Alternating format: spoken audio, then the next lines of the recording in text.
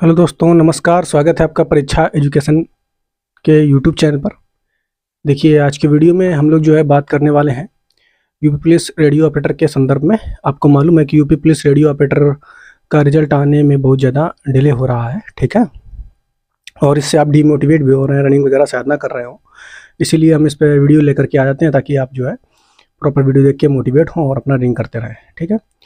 तो अपना जो है सबसे पहले बात करते हैं कि इसका रिजल्ट कब तक आ सकता है, इस पे विचार कर देते हैं। तो अभी अब आप देखिए, आपको 30-31 मई को आपको पता है ट्विटर कैंपेन किया गया था।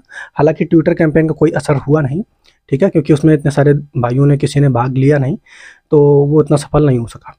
लेकिन अब एक बात ये है कि आज आज है 1 जून। 1 जून अगर है तो आप ये समझिए कि आपका जो है रिजल्ट वो जल्दी आने वाला है, क्योंकि आप देख रहे हैं यूपी पुलिस के री एग्ज़ाम के लिए जो है जो कॉलेज जो है वो बनाए जाने लगे हैं। जो उसका नोटिस दिया गया है वो बिल्कुल 100% सत्य है।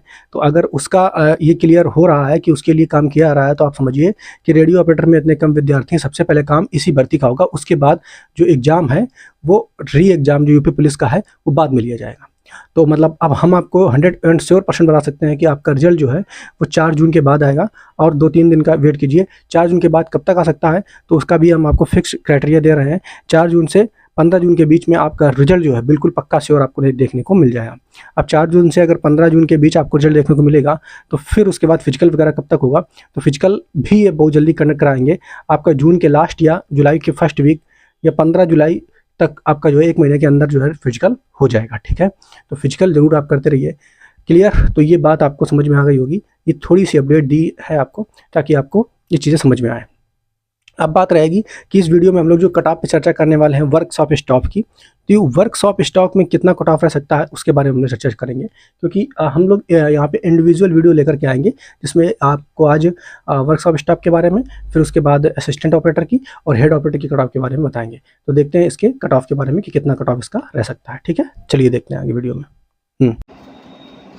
तो दोस्तों, ये यहाँ पर आप देखेंगे, ये वर्कशॉप स्टॉप का जो है टोटल यहाँ पे हम आपको बता रहे हैं कि वर्कशॉप स्टॉप जो है इसमें पोस्ट कितनी थी, 120 पोस्ट थी, आपको पता है। और वर्कशॉप स्टॉप के लिए जो फॉर्म भरे गए थे वो 73,614 फॉर्म भरे गए थे, ठीक है। तो अब यहाँ पर हम अगर आपसे बात करें कि इस हिसाब से कंपटीशन कितना रहेगा, ठीक है, तो यहाँ पे 613 विद्यार्थियों का कंपटीशन था। लेकिन ऐसा नहीं है, जो उपस्थिति थी, अटेंडेंस, अगर हम 70% मान करके चलते हैं तो फाइनल कंपटीशन कितना रहेगा, तो अगर इसका 70% निकालेंगे 73,000 का, तो 51,529 विद्यार्थी बैठेंगे।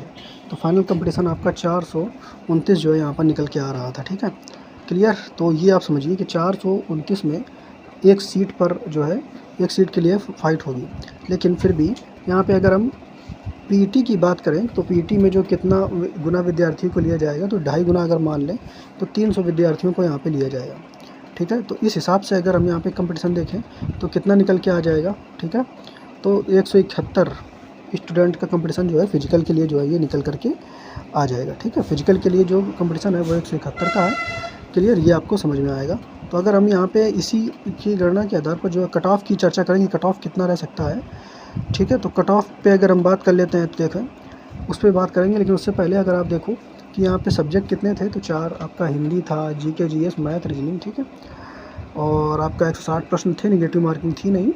तो इसका अगर 100 नंबर का ये पे था 400 नंबर में, और साथ साथ इसमें 50% जो है हर सब्जेक्ट में लाना अनिवार्य था, ठीक है। हालाँकि जो है पेपर था उसमें क्या था, हिंदी वाले पोर्शन में क्वेश्चन कुछ ज़्यादा थे, ठीक है। उसके अलावा मैथ के कम थे, मैथ में रीजनिंग के मैथ में ऐसे क्वेश्चन बनाया हुआ था। अब किस तरीके से वो 50-50% लेंगे वो आयोग वाले ही जाने, ठीक है। तो उसमें भी आप लोगों ने सही किया होगा। लेकिन अब यहाँ पर हम बात करेंगे कट ऑफ कितना रह सकता है, अनरिजर्व का कट ऑफ कितना। अगर आपका है नंबर तो आपको फिजिकल की तैयारी करनी चाहिए, ओबीसी, एससी, एसटी, तो इस पर हम लोग विचार कर लेते हैं। तो अगर हम इस पर विचार करें कि इसका कट ऑफ कितना रहना चाहिए, तो देखो, अगर आपका 120, ठीक है, 120 क्वेश्चन से 125 क्वेश्चन के बीच में है अनरिजर्व में, तो आप 101% जो है फिजिकल की तैयारी ज़रूर करें। आपका फिजिकल के लिए कॉल ज़रूर आएगा। ओबीसी की अगर बात करें 115 से 120 है, तो भी आप ज़रूर फिजिकल की तैयारी करें, फिजिकल के लिए कॉल ज़रूर आएगा। एससी की अगर बात करें तो 105 से 110 के बीच में है, तो भी आपका फिजिकल का जो है कट ऑफ बुलाने का चांस बहुत ज़्यादा है। जबकि एसटी की अगर बात करें तो 100 से 105 के बीच में आपका जो है कट ऑफ आएगा। अगर हम बात करें OBC के साथ EWS का, तो EWS का जो है इसी रेंज में यहाँ पे रहने वाला है, ठीक है। तो इतना अगर आपके रॉ मार्क्स बन रहे हैं तो अपना फिजिकल की तैयारी ज़रूर करें, ठीक है।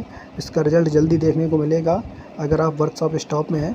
इसके अलावा अगर आप लोग चाह रहे हैं कि असिस्टेंट ऑपरेटर और हेड ऑपरेटर का भी कट ऑफ इस तरीके से बताया जाए, ठीक है, इस तरीके से एनालिसिस करने के बाद यहाँ पे पर सीट कंपटीशन के हिसाब से एनालिसिस करने के बाद तब कट ऑफ बताया जाए, तो फिर उसका भी हम कट ऑफ लेकर के वीडियो जल्दी आने वाले हैं दोनों का, ठीक है। तो आप चैनल पर ज़रूर बने रहें और सब्सक्राइब कर लें चैनल को, ठीक है। ओके, धन्यवाद, जय हिंद।